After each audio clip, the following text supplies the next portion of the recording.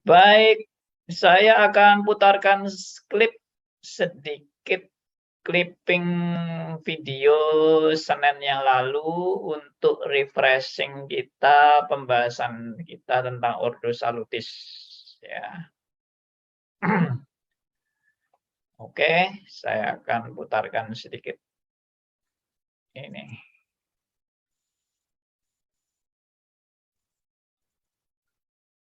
Videonya. Yang mana ini videonya ini? Bentar. Nah, ini. Yes. Nah, ini gambarnya. Oh, di YouTube sudah banyak ini ya. Oh, sorry, ini YouTube yang lama. Oke, kita dengarkan sebagian clipping ini. Hanya mungkin sekitar 3 menit. Kalau ada yang tidak terdengar suara atau ada error, kasih tahu ya. Kita mempelajari Ordo Salutis ini mulai dari yang paling awal. Sebetulnya rancangan keselamatan Allah yang paling awal itu bagaimana desain Allah, rancangan Allah tentang keselamatan ini. Dan tentunya rancangan Allah tentang keselamatan ini sejak kekal. Sudah ditetapkan sejak kekal. Bukan tambal sulam.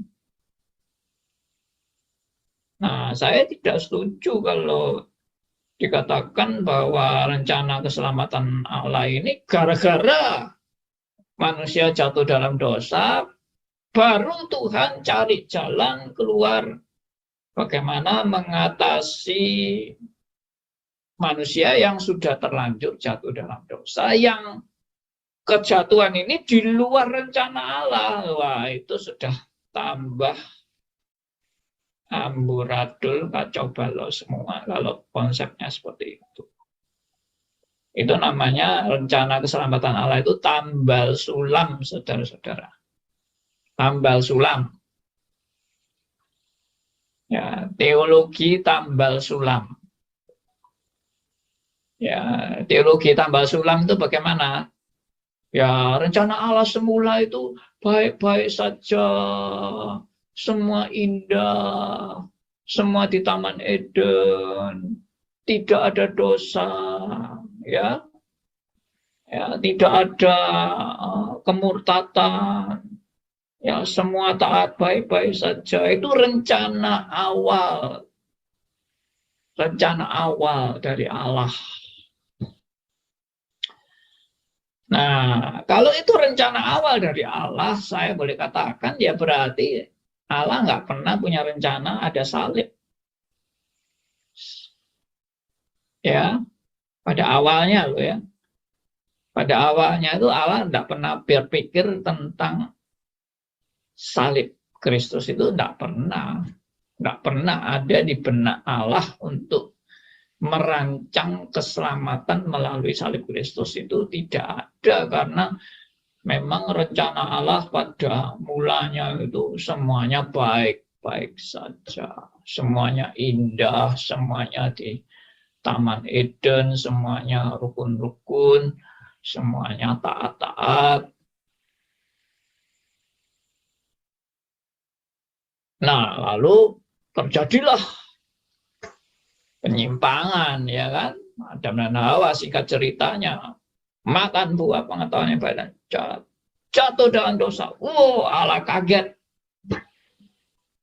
Allah terkejut dengan pemberontakan Adam dan Hawa yang tidak disangka-sangka atau tidak diperhitungkan Allah, atau di luar pengetahuan Allah, sehingga Adam dan Hawa jatuh. Lalu Allah buru-buru memikirkan bagaimana harus solusinya ini. Ya, mungkin Allah bikin rapat di surga. Pak, bagaimana ini? Adam dan Hawa sudah jatuh. Kita bagaimana mencari solusi agar Adam dan Hawa bisa kita selamatkan? Ya, ya, oke. Jadi kita dengarkan ya skenario awal. Ordo Salutis ini sangat ditentukan oleh presupposisi. Jadi kalau presupposisinya tadi seperti yang tadi saya bilang, Allah tidak ada pikiran dalam dalam diri Allah itu untuk merencanakan salib. Berarti Ordo Salutis awalnya itu ya semua baik-baik aja di Taman Eden. Itu rencana awal Allah, rencana semula dari Allah. Tapi ternyata rencana Allah yang semula ini dirusak. Ya, dirusak oleh si ular, dirusak oleh ketidaktaatan Adam dan Hawa, sehingga Allah harus punya rancangan kedua atau rancangan apa itu namanya?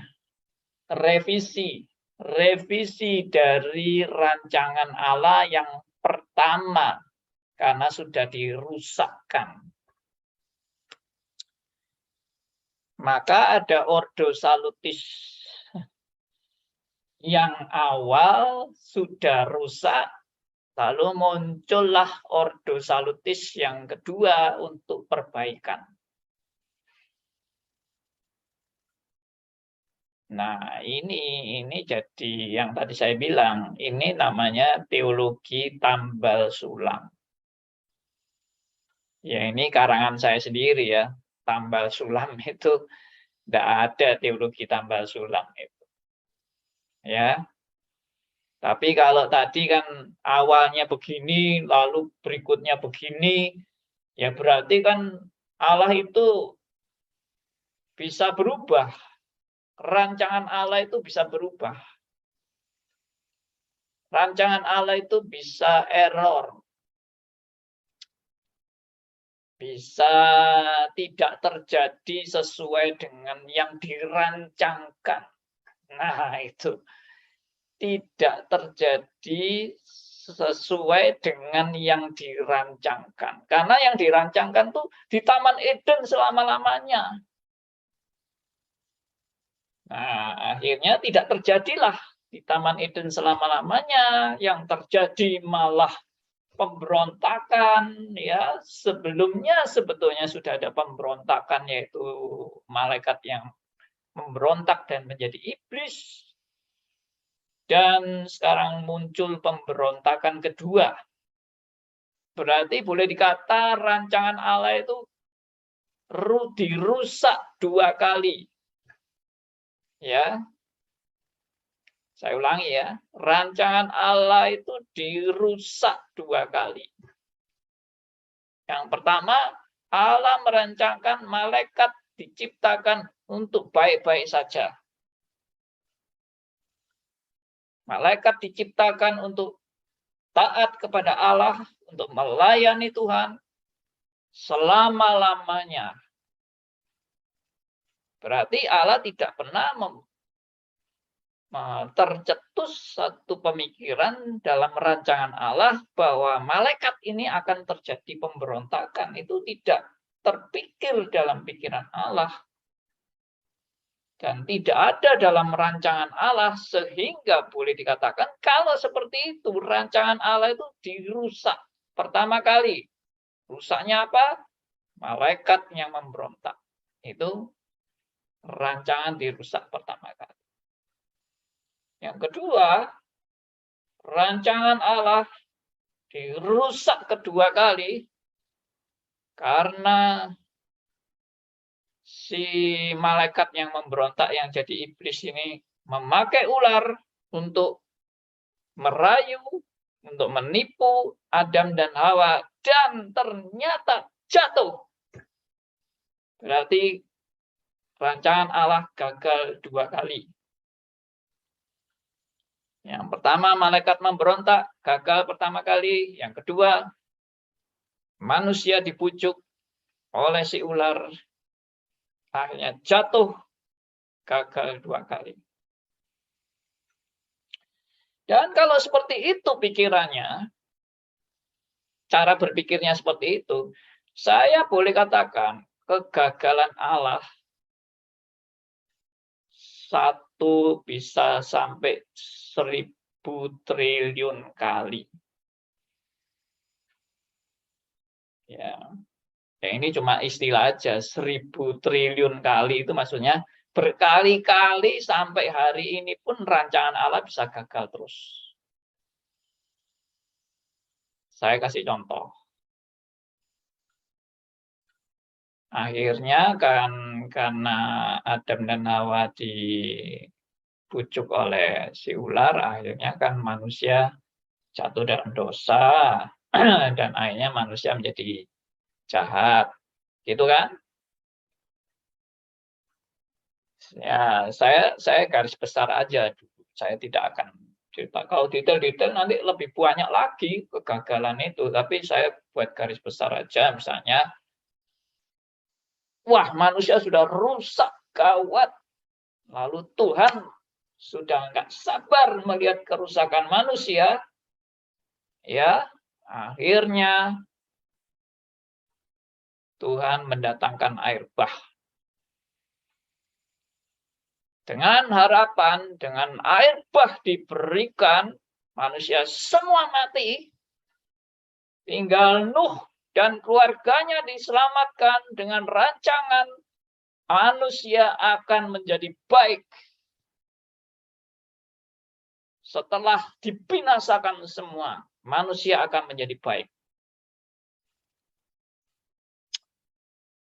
Ya, lalu nyatanya bagaimana?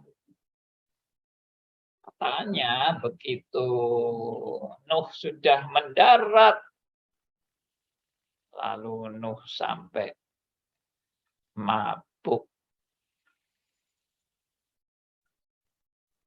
Dan akhirnya, ya ceritanya Anda sudah tahu sendiri. Akhirnya dosa lagi. Tuhan maunya membinasakan semua manusia untuk manusia jadi baik. Akhirnya gagal lagi kan? Gagal lagi. Nah, lalu manusia yang sudah dipunahkan ini ternyata menjadi manusia yang sombong.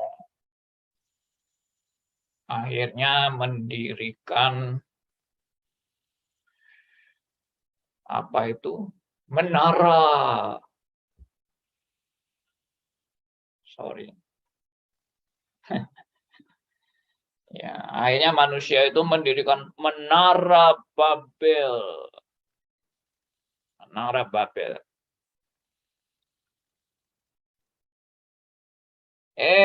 Sombong lagi manusia ini. Sudah dihajar, sudah dihabisin.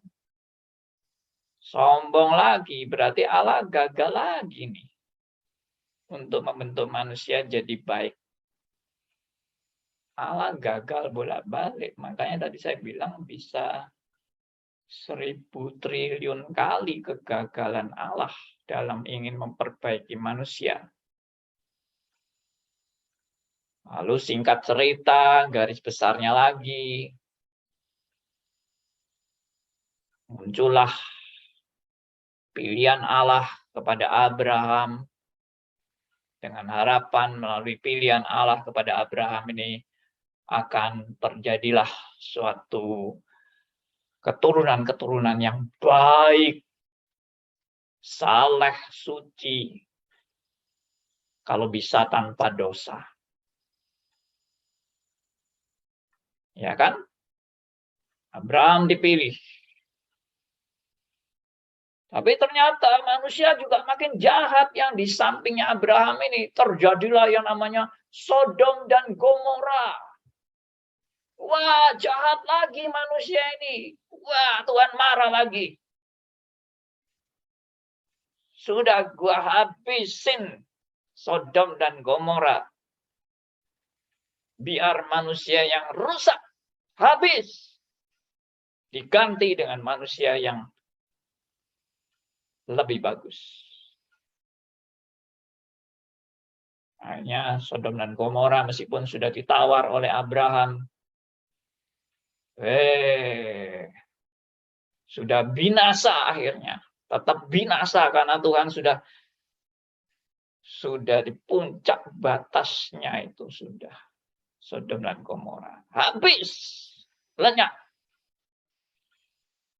Ya, hanya Lot dan keluarganya minus istrinya, ya, yang diselamatkan.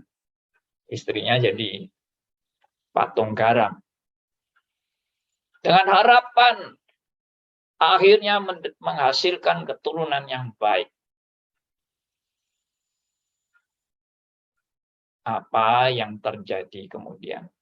Setelah Allah mengadakan perjanjian dengan dengan Abraham dan Sarah, melalui keturunanmu semua bangsa akan diberkati. Abraham bikin ulah. Ya, Abraham dan Sarah bikin ulah. Akhirnya menikah dengan pembantunya. Ya, ini kan berarti rencana Allah bolak-balik gagal ini dalam memperbaiki manusia ini. 1000 triliun kali kegagalan.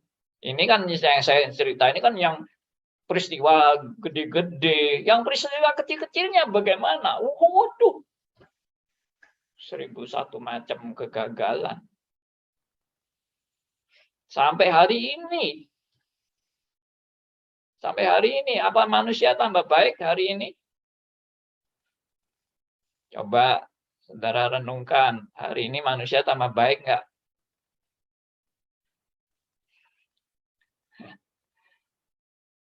Iya, berarti Allah itu bolak-balik gagal terus karena Allah ingin manusia menjadi baik, jahat lagi, menjadi baik, jahat lagi, menjadi baik, jahat lagi. Lama-lama kehabisan cara nih, kehabisan akal ini untuk memperbaiki manusia yang bolak-balik rusak ini. Sudah diperingati, rusak lagi, rusak lagi, rusak lagi. Nah, jadi kenapa saya membawa Anda dalam pemikiran ini? Karena tadi dasarnya adalah awalnya Allah punya rencana yang baik, akhirnya dirusak. Akhirnya Tuhan bikin alternatif rancangan yang lebih baik lagi. Rusak lagi. Tuhan bikin rancangan yang lebih baik lagi. Rusak lagi. Tuhan bikin rancangan yang lebih baik lagi. Terus sampai hari ini begitu.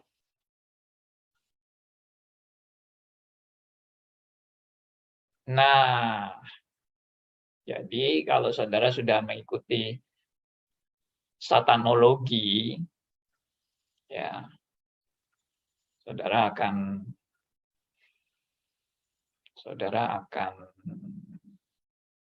lebih mengerti. Sebenarnya di balik semua ini ada apa sih? Apa memang bolak-balik Allah itu gagal?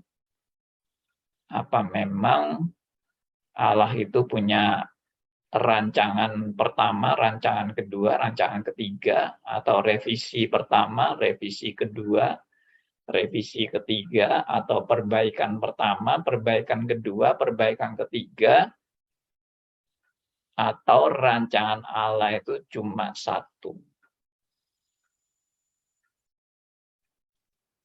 Cuma satu rencana Allah.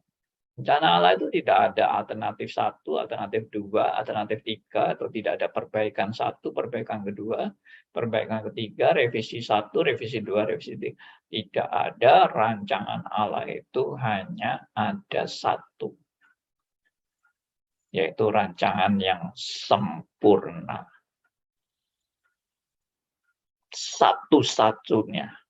Satu-satunya rencana Allah yang sempurna. Yang tidak pernah ada kegagalan satu kali pun dalam rencana Allah. Tidak ada kekeliruan satu kali pun dalam rencana Allah. Tidak ada cacat satu inci pun atau satu bagian terkecil pun tidak ada cacat dalam rencana Allah. Karena Allah itu sempurna.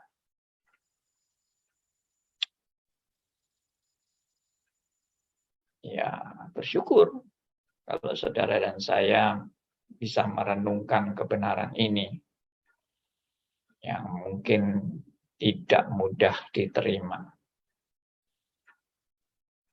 Mungkin Anda lebih cocok menerima Allah bolak-balik, memperbaiki rencananya yang dirusak oleh kuasa-kuasa lain.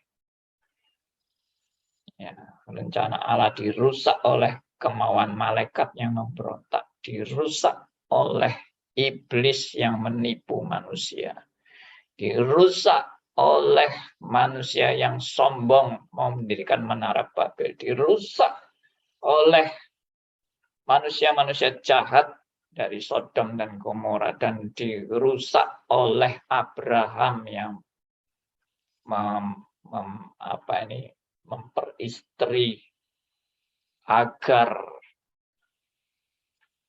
ya, sehingga muncullah bangsa yang tidak direncanakan Allah. Gara-gara dengan Hagar muncullah bangsa yang tidak direncanakan Allah. Waduh, itu tambah kacau balau. Berarti rencana Allah ini bolak-balik kacau balau. Ya, gara-gara Abraham. Dan banyak gara-gara lain. Oke, tapi itu tidak benar, ya. Saya tidak pernah mengajarkan seperti itu. Yang benar, seperti yang tadi saya ungkapkan, rencana Allah hanya satu. Rencana Allah tidak bisa digagalkan oleh siapapun. Tidak bisa dirusak oleh siapapun. Tidak ada cacat celah dalam rencana Allah. Karena Allah adalah sempurna. Rencananya juga sempurna. Dari Alfa sampai Omega tidak ada kekeliruan, tidak ada kekhilafan, dan tidak ada kuasa lain yang bisa membelokkan rencana Allah. Karena Allah memang maha kuasa, maha berdaulat, maha sempurna, maha yang tidak ada duanya. Oke, dan ini bagi saya presupposisi penting dalam Ordo Salutis, yaitu mempelajari urutan keselamatan, rencana keselamatan Allah bagi umat manusia, ya, dan rancangan keselamatan Allah di dalam misi kerajaan Allah. Jadi saya bukan fokus Allah itu hanya memikirkan manusia aja. Itu bagi saya masih enggak pas, ya. Kalau pikiran Allah itu hanya kepada manusia saja. Saya melihat yang dinyatakan oleh Alkitab adalah pikiran Allah itu adalah pikiran kerajaan Allah. Dan kerajaan Allah itu lebih luas dari hanya memikirkan nasib manusia. Memang manusia itu boleh dikata yang terpenting memang dalam ciptaan Allah. Tapi ciptaan Allah, tapi rancangan Allah itu rancangan yang bukan sekedar demi manusia. Emangnya manusia itu hebatnya apa? Sehingga Allah itu sepertinya mau habis-habisan demi manusia. Bukan. Salah itu kalau berpikir Allah mau habis-habisan demi manusia. Oh, berarti manusia ini lebih berharga dari Allah. Benar ya? Coba dipikir baik-baik. Kalau Allah itu mau habis-habisan demi manusia, berarti kan dengan kata lain manusia ini lebih berharga dari Allah. Wong Allah aja sampai mau habis demi manusia kok. Berarti manusia itu lebih hebat dari Allah. Manusia lebih berharga dari Allah. Manusia lebih mulia dari Allah. Karena Allah pun, hidupnya Allah pun demi manusia. Yang benar aja. Masa hidupnya Allah demi manusia. Nah, ini direnungkan baik-baik. Jadi saya percaya Allah bukan melakukan segala-galanya sehingga hidupnya Allah bagi manusia. Nah, nggak ada itu. Allah melakukan segala-galanya hanya demi manusia, mengorbankan segala-galanya demi manusia. Sebentar ini.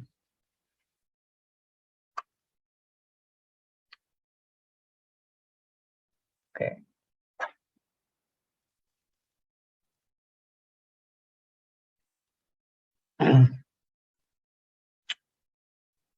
Ya. Jadi yang benar yang bagaimana?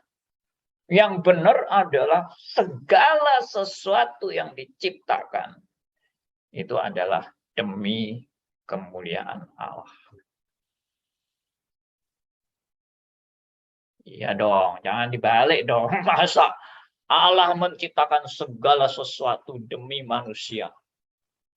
Allah melakukan segala sesuatu demi manusia. Manusia akan menjadi raja segala raja. Yang benar raja, manusia jadi raja segala raja itu. Omongan ngawur. Ya. Jadi yang benar bagaimana? Yang benar ya Roma 11 ayat 36. Ya. Sebab segala sesuatu adalah dari Dia dan oleh Dia dan kepada Dia. Bagi Dialah kemuliaan sampai selama-lamanya. Haleluya. Jadi manusia jangan GR ya. Waduh, Allah sampai mau segala-galanya demi manusia. Allah mau berkorban, Allah mau memberikan hidupnya semua bagi manusia, bagi manusia, bagi manusia. Segala sesuatu bagi manusia. Akhirnya kemuliaan semuanya bagi manusia. Akhirnya segala sesuatu dari manusia, oleh manusia, untuk manusia, bagi manusialah kemuliaan sampai selama-lamanya. Ya ngawur.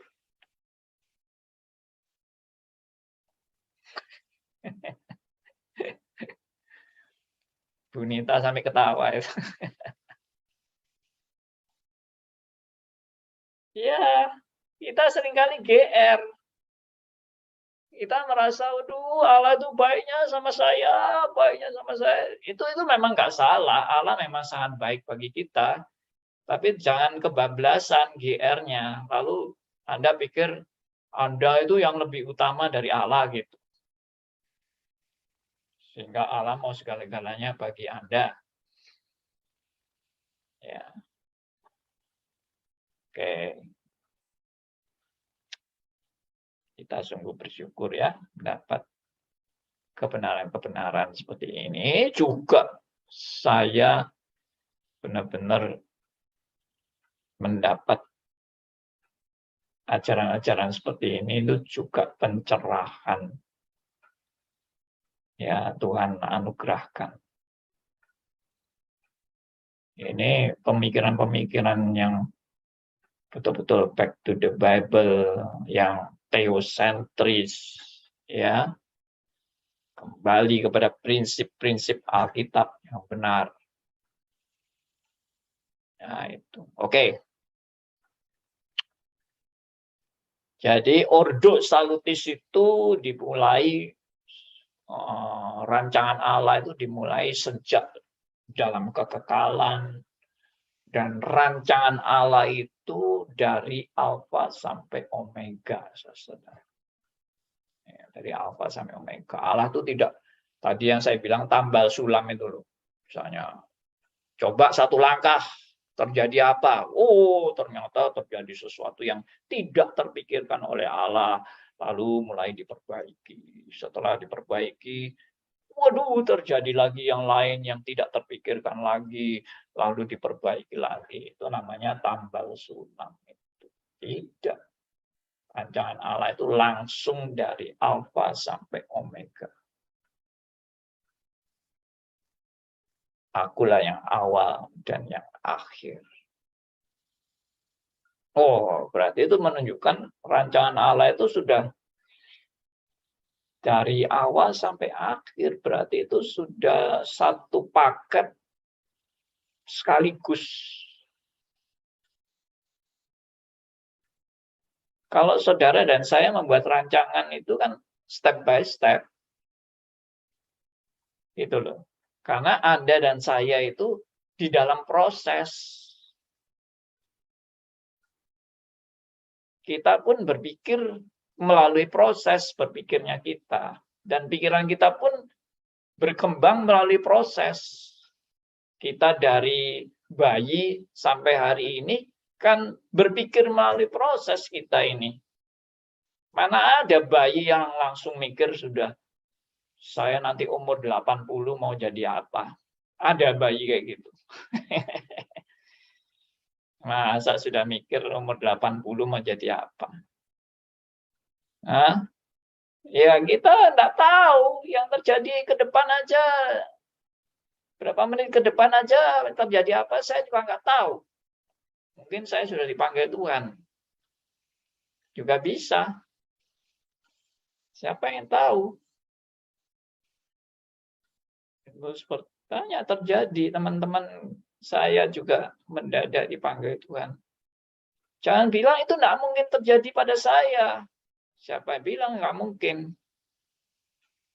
Ya, barusan pendeta Mangapul Sagala mendadak dipanggil Tuhan. Malamnya masih mau diskusi, berdebat di Zoom malamnya. Siangnya udah dipanggil Tuhan. Ya itulah manusia lah. Kita yang nggak tahu, kita masih dalam proses kita ini. Makanya jangan menyamakan Allah dengan saudara dan saya. Konyol itu. Kalau Allah itu berpikir seperti Anda berpikir. Seperti saya berpikir. Oh, step by step. Nanti trial and error. Coba-coba nanti salahnya di mana, diperbaiki lagi, direvisi, dan sebagainya. Tidak ada pada Allah. Allah itu berpikir sekaligus. Dari titik awal sampai titik akhir, semuanya ada di dalam kuasanya, kedaulatannya, kesempurnaannya, rancangannya yang tidak ada cacat celah, tidak ada kekurangan, tidak ada kesalahan, tidak ada harapan yang keliru atau salah prediksi atau gagal produk dan sebagainya, tidak ada. Kenapa saya berpresupposisi begitu? Karena Allah itu sempurna. Karena Allah itu maha tahu, ya kan? Omniscience, maha kuasa, omnipotence. maha ada, omnipresent. Allah ada pada saat ini. Allah juga ada pada 1000 tahun lagi. Allah juga ada pada 1000 tahun yang lalu. Allah menguasai setiap waktu. Dan tidak mungkin terjadi pada Anda dan saya, itu tidak mungkin seperti itu. Saudara dan saya ada sekarang. Dan besok kita belum ada. Yang kemarin kita sudah tidak ada. Anda sekarang ada ya sekarang ini. 5 menit lagi Anda belum ada. 5 menit yang lalu kita sudah tidak ada. Nah itulah saudara dan saya. Tapi kalau Allah, dari dahulu, sekarang, dan selamanya, Allah menguasai seluruh keberadaan. Yaitu yang sulit dipikirkan oleh kita sih. Tapi paling tidak kita mulai memahami waktu Allah dan waktu kita itu berbeda. Cara berpikir Allah dan cara berpikir kita itu beda. Rancangan Allah dan rancangan kita itu beda.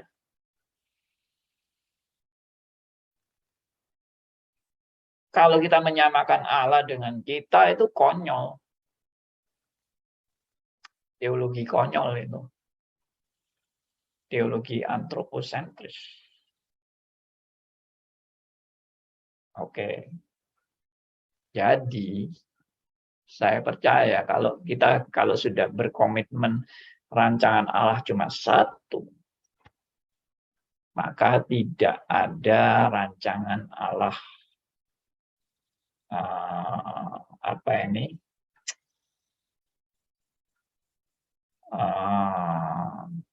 rancangan yang pertama, rancangan yang kedua, rancangan yang ketiga, tidak ada. Rancangan Allah ya cuma satu-satunya. Dan satu-satu ini yang the best. Kalau ada orang bilang begini, Pak, kan bisa aja toh Allah bikin rancangan yang lain, yang bukan rancangan yang seperti sekarang ini. Bisa aja kan Allah kalau mau bikin rancangan lain. Saya jawab dengan pasti. Ya, saya sudah bergumul lama ini dengan pikiran ini, pertanyaan ini. Tapi saya sudah final pergumulan saya. Bukan berarti saya ini sudah hebat, enggak. Tapi pergumulan saya ini sudah menemukan jawaban. Jawabannya final. Apa jawabannya? Tidak mungkin Allah punya rencana lain. Kalau ada kata-kata, Allah kan bisa saja punya rancangan lain. Saya jawab, tidak mungkin dan tidak bisa Allah punya rancangan lain. Rancangan Allah ya satu-satunya ini. Dan saya sudah pernah mengungkapkan, yang paling utama dalam seluruh rancangan Allah untuk keselamatan bagi manusia itu adalah salib. Sudah, pusat daripada seluruh rancangan Allah untuk keselamatan bagi manusia itu pusatnya salib. Jadi apakah, kalau misalnya mau ditanya, apakah waktu Allah menciptakan Adam dan Hawa di Taman Eden pertama kali Allah sudah punya rancangan salib? Jawabannya yes. Apakah Adam dan Hawa sebelum jatuh dalam dosa Allah sudah punya rancangan salib? Yes. Apakah Allah waktu menciptakan Adam dan Hawa sebelum jatuh dalam dosa, Allah juga sudah merancangkan dan menetapkan adanya peristiwa kejatuhan? Jawabannya yes. Wah, kalau begitu Allah punya rencana kejahatan ya. Dalam pikiran Allah itu ada muncul kejahatan. Jawabannya, Allah, dalam pikiran Allah tidak pernah punya rancang atau punya maksud kejahatan dalam hati Allah, tidak ada. Tapi menetapkan kejahatan, yes. Nah, ini semua presupposisi yang penting yang Anda harus pelajari di dalam YouTube sebelum ini. Saya membedakan Allah menetapkan dosa dan Allah mau berbuat dosa atau punya pikiran untuk berdosa dan menetapkan dosa. Itu beda. Menetapkan dosa dan punya pikiran untuk mau berdosa itu beda sekali. Menetapkan dosa ya ditetapkan aja, tapi terjadinya dosa itu bukan Allah bermaksud mau menciptakan dosa, atau bukan kata menciptakan itu salah, mau untuk bertindak dosa. Tidak ada Allah bertindak dosa. Menetapkan dosa, yes. Bertindak dosa, no.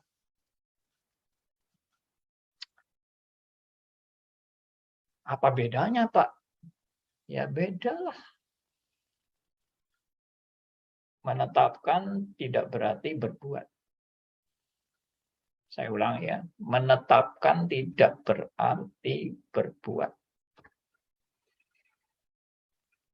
Allah tidak pernah berbuat dosa, tapi Allah menetapkan dosa. Karena semua ada di dalam kedaulatannya. Ini memang akhirnya kembali lagi kepada satanologi, kembali lagi kepada predestinasi, ya, kepada manusia dan dosa, ya itu saling berkaitan semua dengan doktrin keselamatan. Wah, sudah, itu menggandeng semua. Makanya pikiran teologi reform ini itu bukan pikiran terpecah belah. Ini pikiran yang komprehensif, integrated, menyambung semua, berkaitan semua. Nggak bisa dipisah-pisah. Sekali lagi, jadi semua hal, presupposisinya begini, semua hal tidak akan bisa terjadi di luar rencana Allah. Semua hal tidak akan bisa terjadi di luar rencana Allah, di luar penetapan Allah, di luar kedaulatan Allah. Tidak mungkin bisa terjadi. Sebaliknya, semua yang direncanakan Allah tidak mungkin tidak terjadi. Semua yang direncanakan Allah tidak mungkin bisa digagalkan. Tidak mungkin. Jadi ini semua kebenaran-kebenaran yang sudah kita bahas berulang kali dalam video-video kita sebelum ini. Ini berat memang, tapi ini harus saya katakan, karena kalau Anda tidak punya pikiran yang baku, yang jelas, yang clear dalam Ordo Salutis, pasti akan kacau semua. Oke. Jadi dengan demikian, kita juga mengaminkan bahwa sebelum dunia diciptakan, Allah sudah punya penetapan terhadap orang-orang pilihannya. Sebelum semua melakukan segala sesuatu, Allah sudah menetapkan orang pilihan dan yang bukan pilihan. Ya, ini sudah nanti bahasanya di double predestinasi. Ya, makanya reform yang benar itu pasti double predestinasi. Kalau single predestinasi, ya Allah hanya menetapkan manusia selamat, manusia yang binasa di luar penetapan Allah.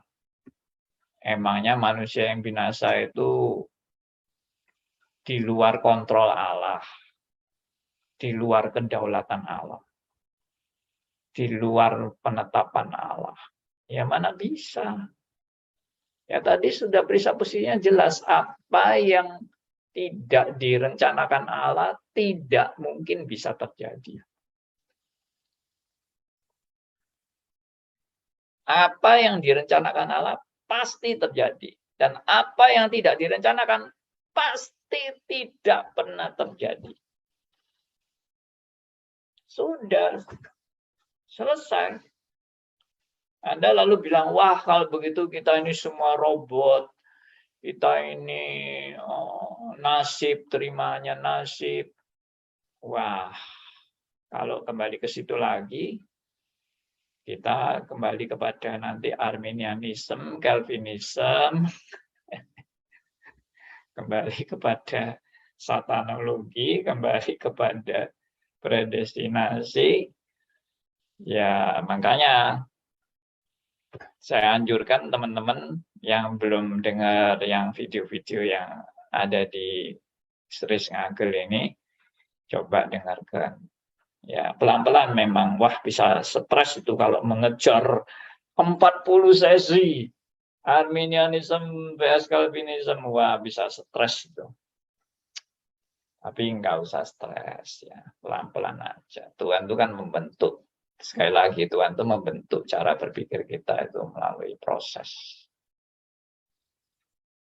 Dan saya pun tidak sekejap mata bisa memahami kebenaran seperti yang saya katakan hari ini.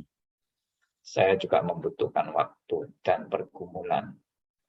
Saya pernah sharing bahwa saya sampai bisa menerima kebenaran-kebenaran reform klasik ini, pergumulan saya membutuhkan waktu 7 tahun. Saya masih belum bisa menerima itu. Selama 7 tahun saya tidak bisa menerima kebenaran-kebenaran yang saya ajarkan hari ini. 7 tahun saya akhirnya dicelikkan Tuhan, disadarkan, diinsyafkan untuk kebenaran ini. Dari Arminian sampai Reform, saya butuh waktu kurang lebih bisa 5 tahun. Saya bergumul dari Arminian ke Reform. Dari Reform ke Reform klasik, saya butuh 7 tahun. Saya tahu ada orang-orang yang ngaku Reform tapi nggak bisa terima kebenaran ini. Allah menetapkan dosa, nggak bisa terima. Kejahatan ada di dalam penetapan Allah, tidak bisa terima. Ya, Allah menetapkan orang binasa, tidak bisa terima. Banyak orang-orang Reform yang belum bisa terima. Saya dulu juga begitu. Saya juga nggak bisa terima. Saya butuh waktu bergumul itu. Ya, puji Tuhan, kalau sekarang Tuhan sudah menjadikan saya memahami ini dan saya boleh bagikan kepada teman-teman. Mungkin masih ada orang yang menganggap saya sesat. Ya, nggak apa-apa. Saya sendiri dulu juga menganggap pemahaman seperti ini ekstremis dan sesat. Dulu saya anggap seperti itu. Sekarang saya sendiri jadi ekstremis dan sesat. Ya, ya memang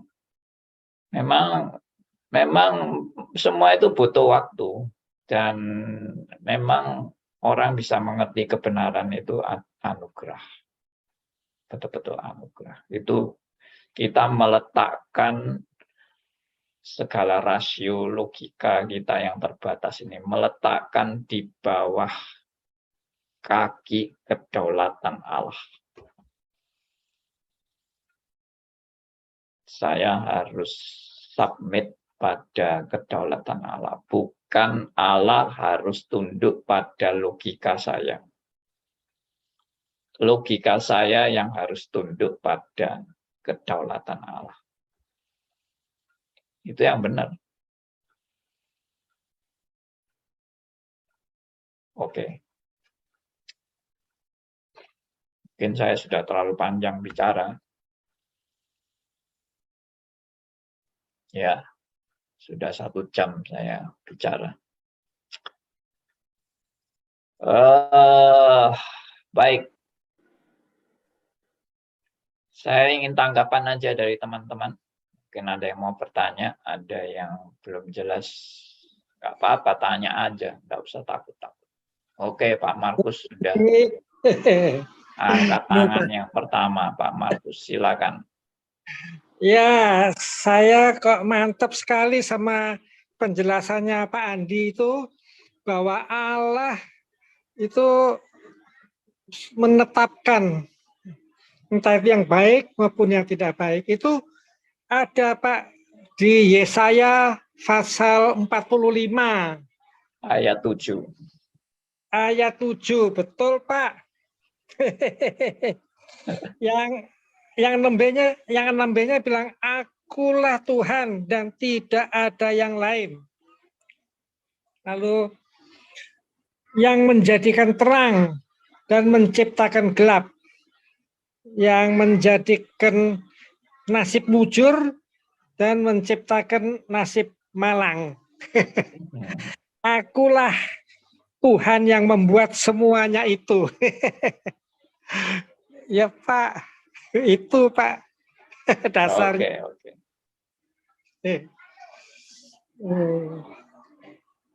Ya, terima kasih Andi. Terima kasih sharing ayatnya. Lebih mantap. Saya 45 ayat 7. Iya Pak. Ya. Mantap sekali. Ini semua anugerah Tuhan. Iya ya. Pak. Kalau bukan anugerah Tuhan, saya juga nggak bisa ngomong kayak gini. Iya. Jadi ada dasarnya ya Pak ya. Yes.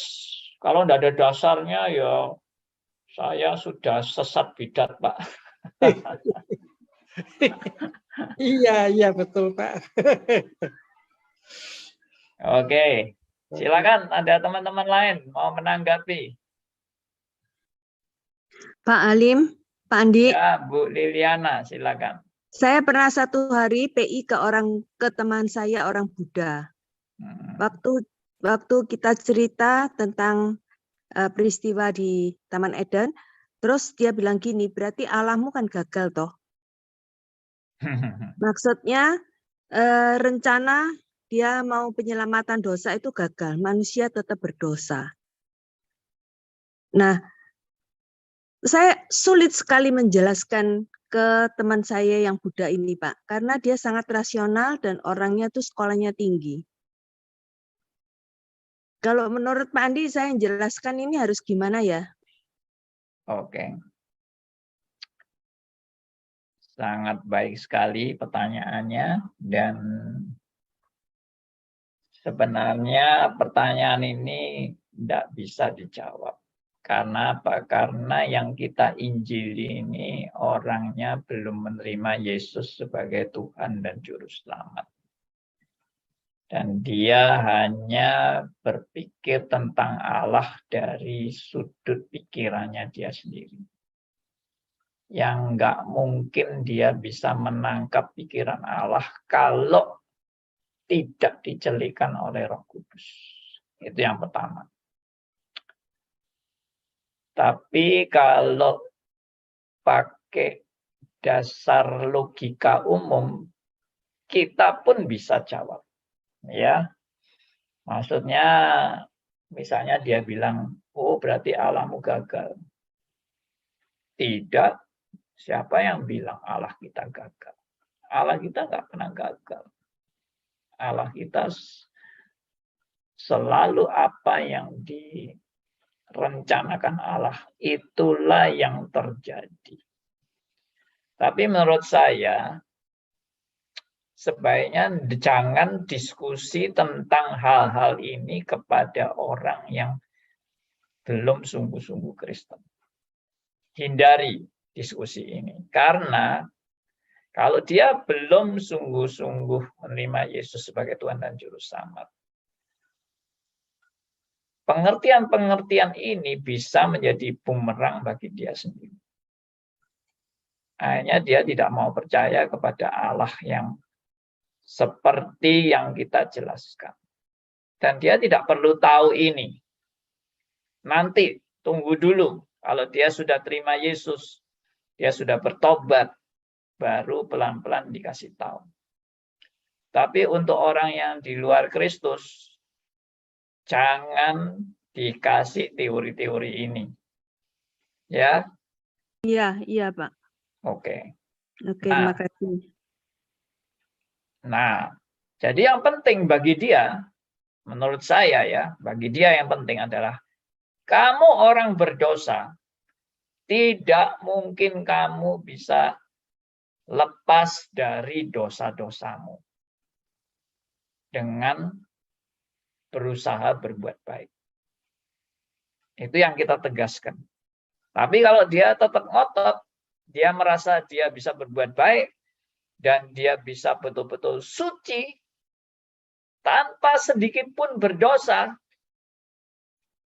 silakan aja, berarti dia itu bohong. Atau dia memang tertipu. Dia merasa dirinya tidak berdosa, padahal banyak dosa. Saya kasih contoh begini. Oke. Saya waktu menginjili seorang yang juga belum percaya pada Kristus, dia bilangnya gini, saya ini orang baik.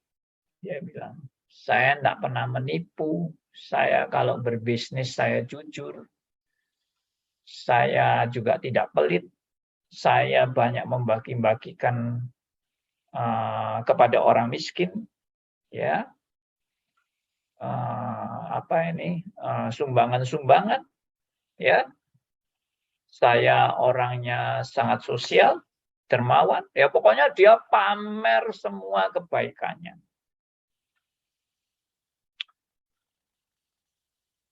Ya berarti orang kayak gini ini nggak sadar kalau dia itu punya kelemahan.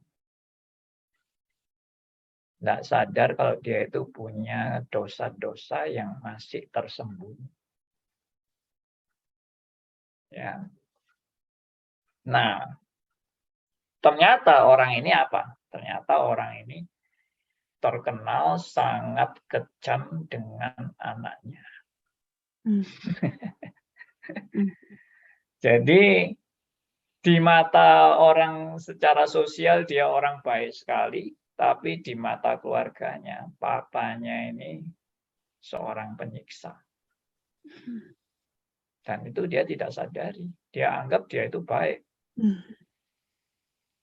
Nah, itulah contoh ya, bahwa sebetulnya banyak manusia yang buta, tidak bisa melihat kebenaran yang sesungguhnya. Sebagai Buddha, dia kan semedi, Pak. Dengan semedi itu dia bilang dia bisa menghilangkan kalau dia mau berbuat dosa, berbuat salah. Dia lebih merasa tenang. Iya. Itu adalah satu contoh kamuflase atau suatu tanda petik, suatu pelarian burung onta. Karena dia sendiri sebetulnya tidak bisa mengatasi dosa. Lalu dia akan berusaha melupakan dengan cara-cara mengosongkan pikiran dan semedi dan sebagainya seperti itu. Itu termasuk pelarian karena dia tidak jujur dengan fakta bahwa manusia itu tidak mungkin tidak berdosa. Nanti setelah semedinya selesai, ya dia pasti nanti kembali lagi. kepada asal mula, yaitu manusia tetap misalnya egois, ya toh? Dia sebagai orang Buddha dia baik, dia enggak bunuh hewan, dia enggak apa namanya itu seperti orang-orang yang lain. Untuk kepuasannya dia harus mengorbankan orang lain. Dia Nah, merasa sekarang dia cukup baik kok. saya mau tanya, dia berbuat semua itu demi siapa? Demi dirinya. Nah, itu namanya egois. Dia berbuat baik untuk kepentingan dirinya sendiri. Supaya bisa mencapai nirwana, Pak. Nah, itu adalah keegoisan yang tidak disadari. Tapi doktrinnya agama Buddha sepertinya seperti itu loh, Pak. Loh iya, saya tahu itu ajaran Buddha memang. Ini saya kasih contoh begini ya. Apakah bisa disebut suatu perbuatan itu adalah perbuatan baik? Kalau saya lakukan perbuatan baik itu demi saya memperoleh keselamatan untuk kepentingan diri saya sendiri. Jadi sekarang saya menolong Ibu Liliana supaya saya masuk surga. Jadi sebetulnya saya itu betul-betul baik nggak untuk Bu Liliana? Atau saya hanya mementingkan kepentingan saya sebetulnya?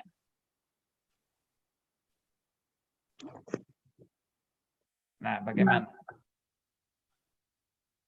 Apakah itu bisa disebut baik? Kalau saya berbuat baik, semua demi kepentingan saya. Saya kasih ilustrasi lain. Wah, ada orang yang dermawan sekali. Dia kasih duit siapa-siapa dia tolong.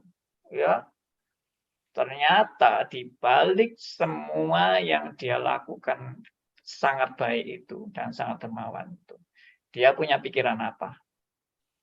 Nanti kalau aku berbuat seperti ini, suatu saat kalau aku susah, orang lain akan banyak menolong saya. Nah, saya mau tanya, perbuatan baiknya dia murni apa enggak? Ada motivasi. Nah, itu tidak bisa disebut sebagai kebaikan. Itu adalah kepentingan diri yang terselubung. Saya mau berbuat baik supaya saya masuk surga. Itu juga kepentingan diri yang terselubung. Makanya orang Kristen, kalau dia berbuat baik dengan tujuan dia bisa masuk surga, sebetulnya dia itu tidak mengerti kekristenan. Kekristenan tidak pernah mengajarkan kita berbuat baik supaya masuk surga. Tidak pernah. Benar, iya. Nah, itu poinnya, Bu. Jadi kalau ketemu dengan orang-orang akademis Buddha, jadi sebaiknya kita bicaranya yang singkat-singkat aja, bertobatlah supaya dosamu diampuni, gitu saja gitu ya Pak ya? Ya, kita boleh berdiskusi bahwa manusia itu sebetulnya tidak pernah luput dari dosa. Dan kita doakan dia untuk menyadari itu. Ya, oke. Kalau dia sudah sadar itu dan dia hopeless, nah itu baru ada jalan keluar. Ya kan? Kalau orang sudah hopeless dengan dosa-dosanya, tidak ada solusi lain yang bisa menjamin dosa-dosanya, kecuali salib Kristus. Jadi tunggu waktu ya Pak, sampai dia sampai teriak-teriak baru kita datang lagi. Oke Pak, terima kasih Pak. Terima kasih, sama-sama. Baik, ada yang lain yang mau bertanya? Kelihatannya sudah mantap semua ya reformnya ini. Jelas sekali Pak Andi. Jelas sekali. Mau nanya lagi Pak Andi. Ya Pak Markus. Ada orang menganggap dirinya itu kalau dia berbuat dosa, misalnya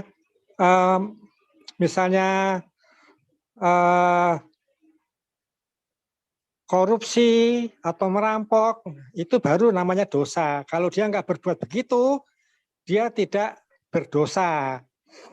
Nah, terus saya jelaskan, manusia tuh sejak lahir tuh sudah dosa. Yes. Loh, mana buktinya saya lahir itu dosa? Terus ya saya bilang, manusia tuh akhirnya bisa mati enggak? Loh ya semua manusia ya mati loh. Kenapa kok mati? Yang buat dia mati itu apa? Ya karena sudah umurnya sudah nyampe segitu. Gitu. Terus saya bilang, karena manusia mati itu karena dosa. Kan Allah berfirman kepada Adam, kamu makan buah itu, kamu pasti mati. Walaupun saat itu dia nggak mati, tapi lama-lama mati. Saya kasih contoh kipas angin. Ini kalau sekarang lagi jalan, kalau hubungannya dengan stop kontak itu saya cabut saklarnya, hubungannya tuh sudah putus. Tapi walaupun putus, tapi kipasnya tuh tetap muter tapi lama-lama berhenti. Nah itulah manusia ya, seperti kipas angin itu, hubungannya dengan Allah sudah putus. Walaupun dia masih hidup, ada masih hidup, tapi lama-lama tuh dia mati umur 900 berapa tuh 50 atau 960 itu mati. Gitu. Boleh nggak Pak? Kalau saya jelaskan begitu Pak. Oke. Berarti ini diskusi kita adalah diskusi penginjilan ini ya. Habis dia selalu Ya, menganggap baik. manusia lahir itu pasti suci ya Pak. Oke. Dia bilang statusnya tuh sudah dosa. Gini. Saya punya pengalaman membuktikan manusia berdosa itu bukan dalam hal manusia akan mati. Tapi saya kasih contoh begini. Coba kita teliti seorang bayi. Ya. Bayi yang makin bertumbuh, ya makin besar umur, ya dari umur 0 sampai umur 1 tahun, sampai umur 2 tahun. Kira-kira bayi ini bayi yang tanpa dosa atau sudah berdosa? Ya mungkin orang kan bilang, oh tidak, dia bayi yang suci, bersih, lahir itu suci, bersih. Oke. Kalau suci bersih, kenapa bayi yang tidak pernah diajari menipu bisa menipu? Kenapa bayi yang tidak pernah diajari egois bisa egois? Ya. Kenapa bayi yang tidak pernah diajari untuk iri hati, dia bisa iri hati? Dengan sendirinya Pak ya, tanpa ada yang ngajarin ya Pak ya. Itu Orang terus tuanya, saya orang waktu tuanya diskusi orang ini menjawab begini. Ya karena dia itu kan di tengah-tengah lingkungan orang berdosa. Jadi dia ketularan dosanya orang-orang di sekitar dia. Terus saya bilang, coba bayi begitu lahir langsung dikarantina. Jangan kumpul sama orang berdosa. Kumpulnya pokoknya ya kumpulannya malaikat-malaikat lah. Jangan sama orang berdosa. Ya. Dia tetap akhirnya suci terus atau dia berdosa. Dia akhirnya bisa muncul egonya sendiri atau tadi punya rasa iri hati atau egoisme, ya kepentingan dirinya, ya atau kalau dia tidak puas dia marah-marah, bisa enggak? Nah, saya bilang dari mana munculnya bayi bisa berdosa sebelum dia dalam lingkungan atau dia diajari untuk berbohong. Tidak pernah diajari berbohong, bisa bohong sendiri. Tidak pernah diajari egois, bisa egois sendiri. Nah, itu dari mana? Belajarnya dari mana? Ya, itu sudah dari sononya. Ya, saya pernah kasih ilustrasi agak guyonan seperti ini. Bayi itu begitu lahir langsung egois. Buktinya kalau dia lapar, dia nangis. Pokoknya minta susu. Dia hanya memikirkan dirinya sendiri yang lagi butuh susu. Dia tidak peduli orang lain. Dia hanya peduli dirinya sendiri. Ya, ini cuma sekedar bergurau. Ya, memang orang bilang, ya memang bisanya bayi cuma nangis, ya toh. Iya, tapi dia nangis itu karena mikirkan dirinya sendiri. Dia tidak pernah mikir, wah ibunya lagi baru melahirkan, baru lemes, baru banyak mengeluarkan darah, apa segala macam. Tidak peduli. Pokoknya gua lapar, gua nangis, gua harus makan. Sudah egoisme itu. Ya. Itu. Terus Iya betul, Pak. yang kedua, contoh kedua. Coba dari sekian miliar manusia, sekarang ini misalnya jumlah manusia 7 miliar misalkan. Kenapa dari sekian 7 miliar manusia yang katanya berdosanya karena dipengaruhi lingkungan? Tapi kenapa dari 7 miliar manusia yang dipengaruhi lingkungan tidak ada satu pun yang berhasil menjaga dirinya untuk sama sekali tidak berdosa? Coba, ada enggak di dunia ini orang yang sama sekali tidak punya dosa sedikit pun dari 7 miliar manusia? Akhirnya tidak bisa jawab. Iya. Ternyata semua manusia berdosa. Ya itu sudah. Akarnya memang sudah dari sono. Ya Pak Aryo. Sifat egois dari bayi itu, mementingkan diri sendiri itu, nangis dan sebagainya itu, semuanya dimunculkan oleh sifat dasar, yaitu survival skill, daya bertahan hidup. Itu yang menyebabkan orang mementingkan dirinya dulu, gitu. Ya, terima kasih. Betul. Ya memang. Makanya ada yang bilang kan manusia itu manusia serigala. Bahwa yang kuat tuh yang menang. Yang bertahan tuh yang menang. Yang tidak bertahan, ya kalah. Akhirnya untuk bertahan bagaimana? Saya harus mengalahkan musuh saya. Saya harus berjuang untuk memenangkan diri saya sendiri. Ya itu manusia serigala. Ya tapi kan, ya kembali lagi, itu manusia yang sudah jatuh dalam dosa, bukan manusia serigala itu. Ya, kehilangan kemuliaan Allah. Atau mengalami degradasi kemuliaan Allah. Itulah manusia yang sudah jatuh dalam dosa. Oke, demikian. Pak, saya mau nanya lagi, Pak.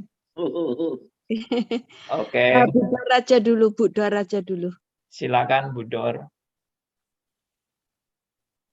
Mic-nya Bu Dor.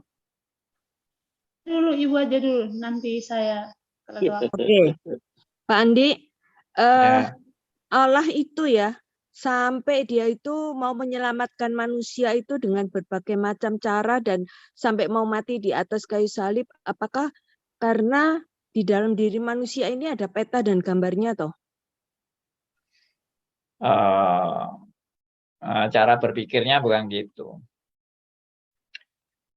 Cara berpikirnya itu memang Allah itu berencana manusia itu memang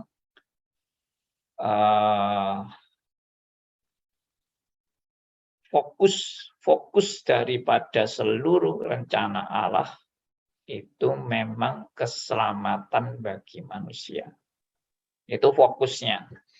Jadi begini, kalau urutan fokus ya, Allah itu menciptakan langit dan bumi. Langit dan bumi. Kenapa disebut langit dan bumi? Padahal langit itu banyak sekali. Planet-planet juga banyak sekali. Galaksi-galaksi juga banyak sekali. Kenapa kok tidak dikatakan Allah menciptakan langit dan galaksi-galaksi atau planet-planet?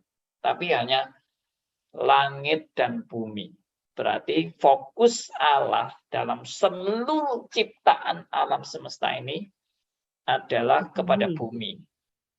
Dan memang di bumilah satu-satunya ada kehidupan. Jadi saya percaya dari kata-kata langit dan bumi itu aja sudah menunjukkan hanya satu rancangan Allah yang menunjukkan di situ ada kehidupan dan sejarah, yaitu di bumi. Lalu yang kedua, dari bumi yang diciptakan Allah, ternyata fokus Allah dari bumi yang diciptakan itu adalah manusia. Manusia. Oke. Ya, karena yang diciptakan Allah kan banyak di bumi ini. Ada binatang, ada tumbuh-tumbuhan, ya, ada binatang di laut, di udara, dan ada daratan, ada lautan. Semua ciptaan Allah itu fokusnya adalah manusia. Lalu yang ketiga, fokus dari manusia ini ternyata yang menjadi fokus dari seluruh manusia adalah manusia pilihan Allah. Manusia pilihan Allah itu adalah manusia yang memang direncanakan untuk ditebus oleh salib Kristus. Jadi penebusan salib Kristus itu tidak untuk semua orang, tapi untuk orang-orang pilihan. Dan ini sudah diajarkan melalui tulip. Ya, saya sudah menjelaskan tulip juga di dalam pembahasan mengenai Arminianisme dan Calvinisme. Makasih, Pak. Terima kasih. Oke, ada yang lain yang mau tanya? Bu Dor, silakan.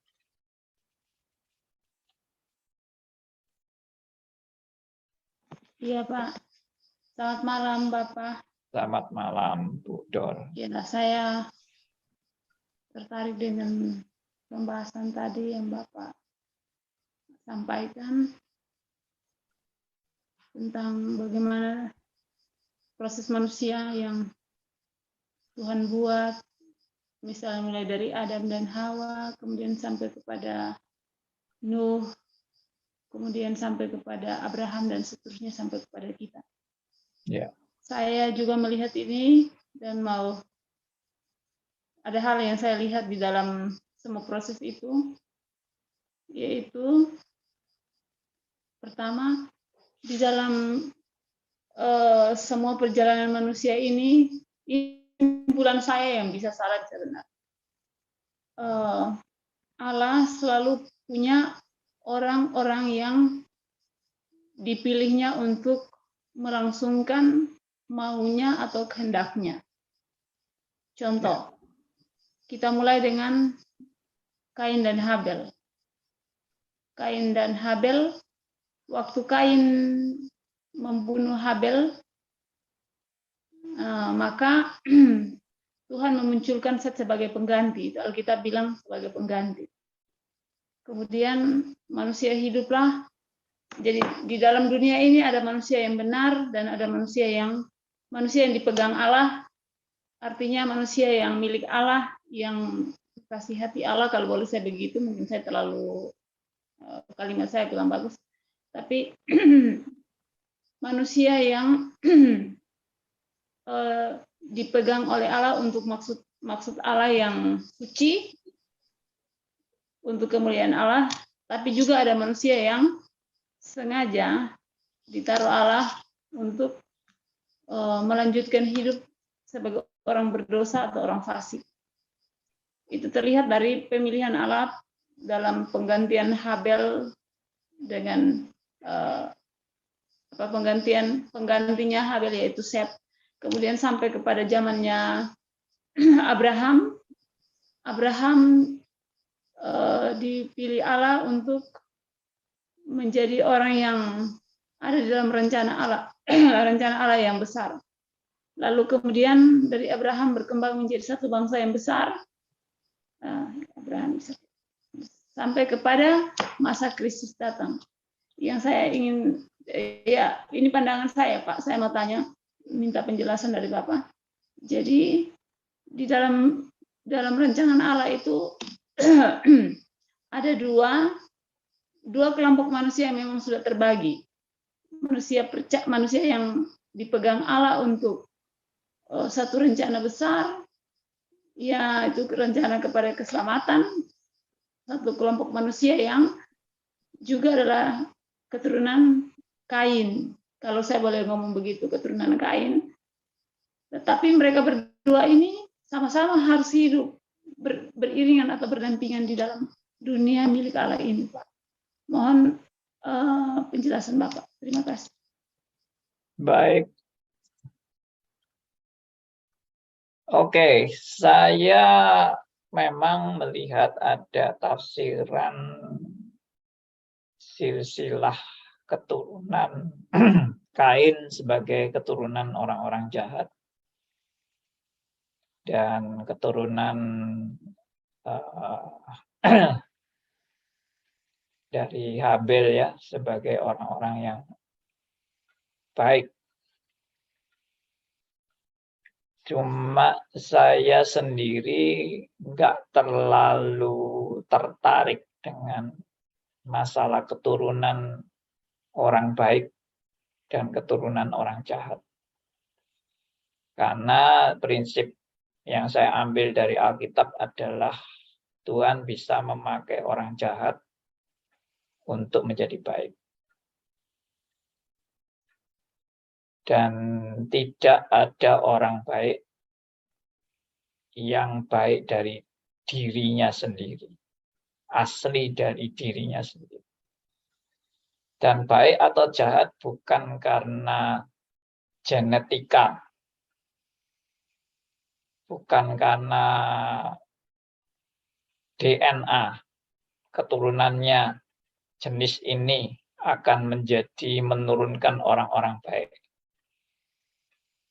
Saya tidak terlalu mau terbawa oleh pemikiran-pemikiran seperti itu. Karena saya melihat di Alkitab ada orang yang benar-benar jahat yang Tuhan ubahkan jadi orang pilihan Allah. Dan orang-orang pilihan Allah bukan karena dia baik, tapi karena anugerah Tuhan semata-mata. Dan memang di dalam Alkitab sudah tercatat juga bahwa selalu ada gandum, ada lalang, ada domba, ada kambing. Tapi bukan berarti mereka itu karena keturunan. Bukan berarti juga mereka karena bisa menjadi orang baik. Tapi semata-mata only by His grace, karena anugerah Allah. Karena itu hampir saya tidak pernah mengajarkan silsilah keturunan orang-orang baik.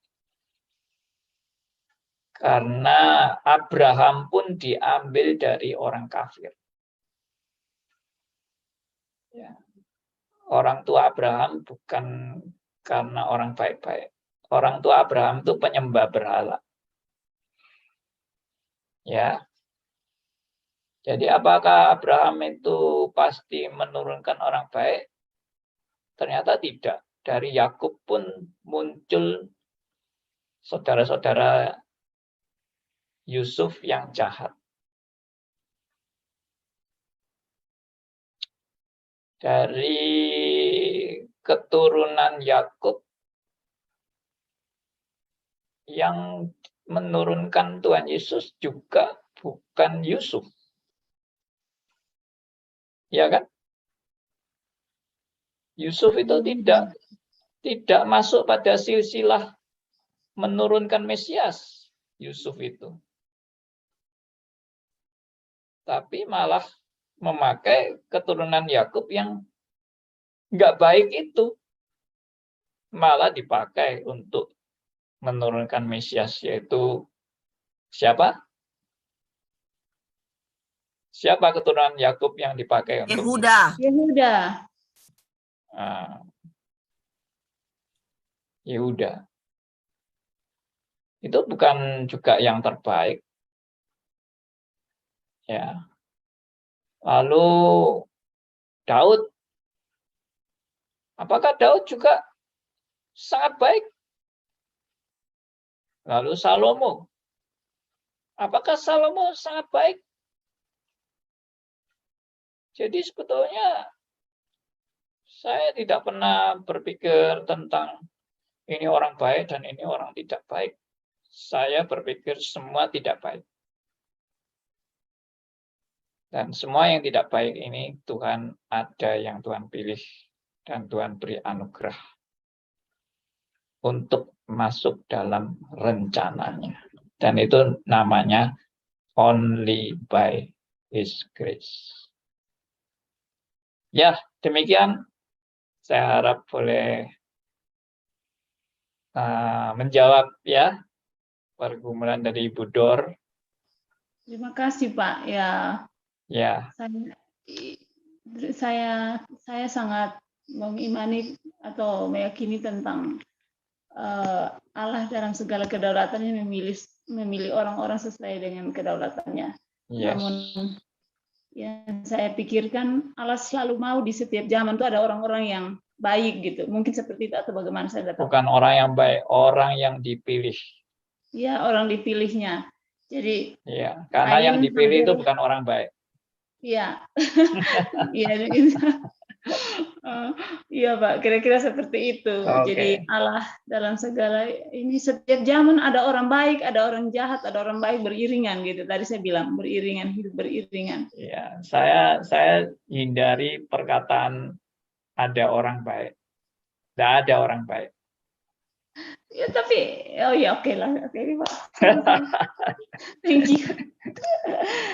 Oke, Tuhan memberkati kita semua. Dan kita bersyukur ya, karena Alkitab itu selalu menekankan anugerah, anugerah, anugerah. Rasul Paulus saja menyadari dia bukan orang baik ya. Di antara semua rasul, dia orang paling berdosa. Aku bukan orang baik. Tapi karena anugerah Tuhan semata-mata, dia mau memilih aku. Oke? Saya harap ini boleh jadi berkat bagi kita semua. Dan saya minta yang berdoa adalah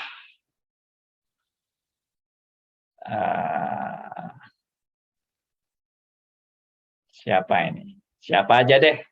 Siapa yang mau pimpin doa, silakan.